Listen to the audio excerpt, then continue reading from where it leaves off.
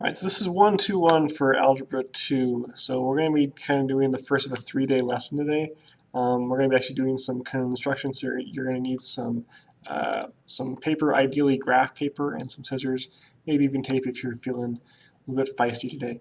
So to start off, typically we would be breaking up into every group, kind of doing their own size and then doing multiples of each size. I recommend you do, if you're at home by yourself here, is just pick one of these. Ideally, probably one of the smaller ones. Like I did a 15 by 10. If you want to do the same one as me, but you're gonna get 4 or 5 little rectangles that are this size. Graph paper makes it a little bit easier because you're just gonna cut out the little circles, the little squares and stuff. You can print off some graph paper online, just Google graph paper and print off something along those lines if you want. Try and get pretty small graph paper so you're not like using like 3 pieces of paper just to make these little boxes. Okay. So basically what we're then doing is we're going to be taking those boxes and we're going to be putting out different sized notches in the corners like you're seeing here, right? And then we're going to be taking those and folding them up and making kind of open top boxes out of all of them. And we're going to be comparing the size of that notch to what volume of the box it helps us to produce. So I'm going to show you what I've already done here. So I had a 15 by 10 box, and I was able, I'm going to zoom out a little bit here.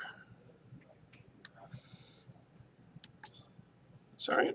And then I cut out one of these, has a 1 notch cutout. This has a 2 notch cutout, a 3 notch, and a 4 notch. So it's a 1 by 1, a 2 by 2, a 3 by 3, and a 4 by 4 notches cut out of all of them. So that gives me a 1 by 8 by 13, a 2 by 6 by 11, a 3 by 4 by 9, and a 4 by 2 by 7 box if I actually fold these up. So when you fold them up, and you can actually do this, this is scratch paper, hence the writing on the back of them. You fold all of those up. We're going to be making little boxes. So this first one's going to be really, really shallow. And again, you can tape these if you want to have them be a little bit more solid, or just kind of, hey, we get the gist of it. So there's my first little box, right? And then, so that's a very wide box, but it's also very, very short. So its volume is actually going to be relatively small. And then if we go a step up here, I fold it here, and here, and here, here, and then I got my box like so, right? So if you want to do this, go ahead, pause the video, cut out your own. Go as far as you can. You can see that if I cut out a 5 by 5, I would have no sides left here, so these are the only 4 that I could really do. So once you have them, and I'm going to go ahead and fold all of these out, just so that we can kind of see them.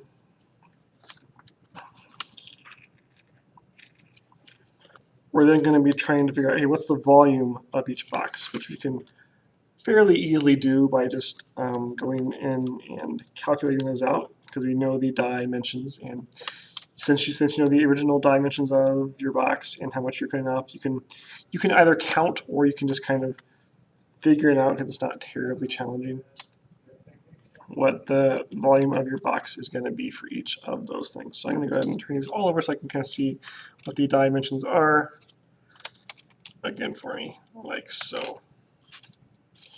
All right, so then we're going to be making a table for this. So I'm going to go ahead and zoom back down for our table. So on the table, I want my height, my width, and my length. Now my height is also the amount that I cut out. And I did 1, 2, 3, and 4. You might have 5 if you picked a larger thing, or that. As long as you do about 4 or like 5 of them, you should be able to kind of see what is going on here. And then we're going to figure out, hey, what's the width, what's the length, and what's the total volume overall. So my first one was a 1 by 8 by 13.